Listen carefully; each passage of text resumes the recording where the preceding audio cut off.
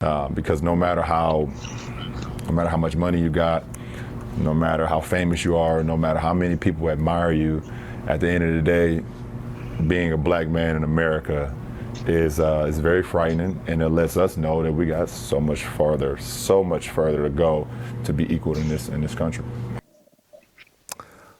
LeBron James is not smart.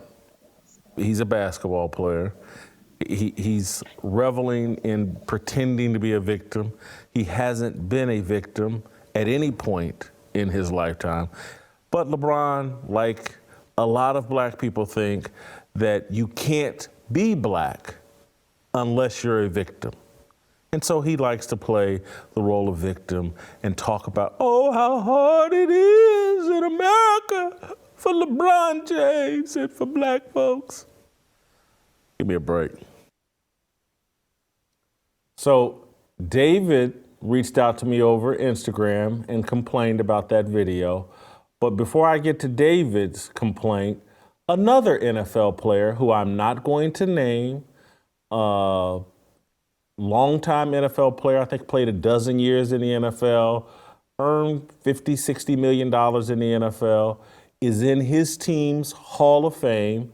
He's not real well known, but successful NFL pass rusher.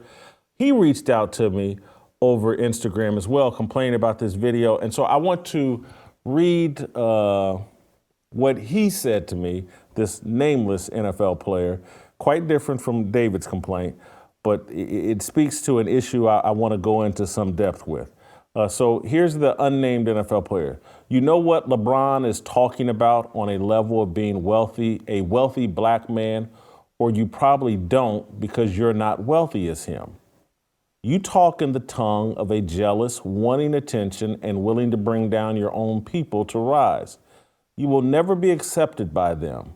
I'm a wealthy black man living in New Jersey with no reason in the world to lie to you. We have to move in silence. A wealthy black man who is having success in America will deal with more racism than the average person.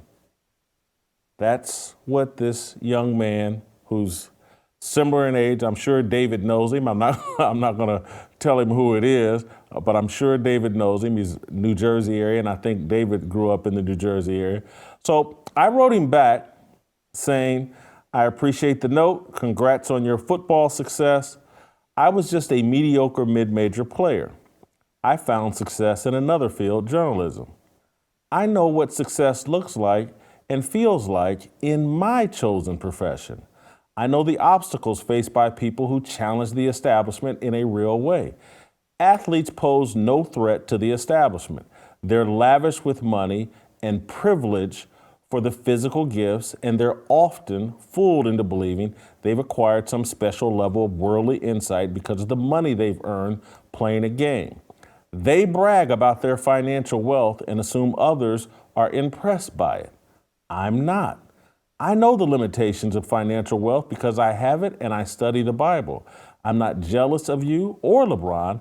I don't have animus towards you, LeBron, or any athlete. I just prefer you recognize that physical and financial gifts pale in comparison to biblical wisdom.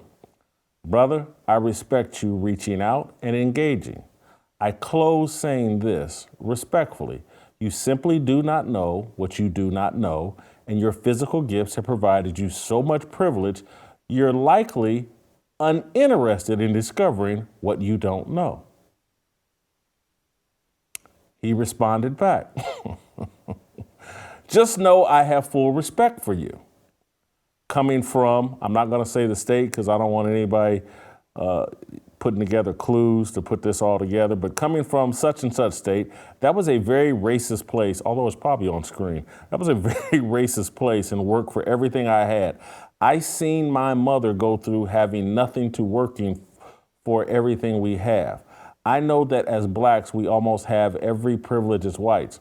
I'm not victim, nor my parents, because we took things into our own hands like every black should, because the system is not on our side. We still going to have our guard up every day, even we are not victims. What I'm saying from what I deal with and see is when we as blacks start gaining too much power financially in a town, then the pressure begins. No disrespect, racism is real, brother. If you don't see that, you cannot speak for us. It's right in front of us. I fired off another response. I'm not going to bore you with that. I'll give you basically the conclusion. I'm going to read the whole thing. I asked the dude, examine, evaluate your engagement with me. Judge it. It was disrespectful, condescending, and totally uninformed. I don't know you. You don't know me. You had a reaction to something I said about LeBron. You engaged me in a disrespectful, condescending, and uninformed manner. Is this your habit? I don't know, but that's my perception. If this is your style of behavior with strangers, I would be resistant to your influence, and it would have nothing to do with the color of your skin. Uninformed arrogance is going to provoke pushback. I've never denied the existence of racism. It's a byproduct of uninformed arrogance. All people are capable of that sin.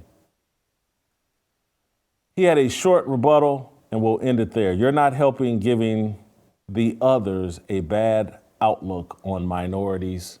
#truth. Where I wanted to go with all of that is that I feel like LeBron James exists in this very special place for black people, for black athletes. He's worshiped. He's an idol. And anytime anybody criticizes LeBron James, it's like, how dare you? How dare you complain about anything? Don't you know LeBron is super rich? Don't you know LeBron has spent money on a school in Akron? Don't you know LeBron is the most perfect athlete we have? You're a sellout or you're a racist if you criticize LeBron James. I just don't buy that. That's idolatry. Everybody, including me, is worthy of pushback and criticism if they're going to make harsh generalizations, accusations about people, about America. If you step out there with an opinion, you're going to get pushback. And if your perspective, for someone like me, if your perspective doesn't come from a biblically sound place, you're going to get pushback from me and other people who try to approach the world from a biblical lens. It's just going to happen. But we have been so immersed in this racial idolatry and this idolatry of whoever has the most money. And it doesn't matter by what means. If you've made a bunch of money being a rapper or a drug dealer turned rapper like Jay-Z or any of these Birdman, whomever, you're worthy of being an idol and no one can question you. And if they do, you're a racist or you're a sellout. This is idolatry, and idolatry is dangerous. There's been one perfect person walk this earth worthy of worship and being an idol. None of the rest of us are. And if you're going to step out there like LeBron James and make all these sweeping generalizations about how hard it is to be black in America and how much oppression you've faced, you're going to get some pushback, particularly when it's just not true. The reality, and that's what this show is about, like confronting and dealing with reality.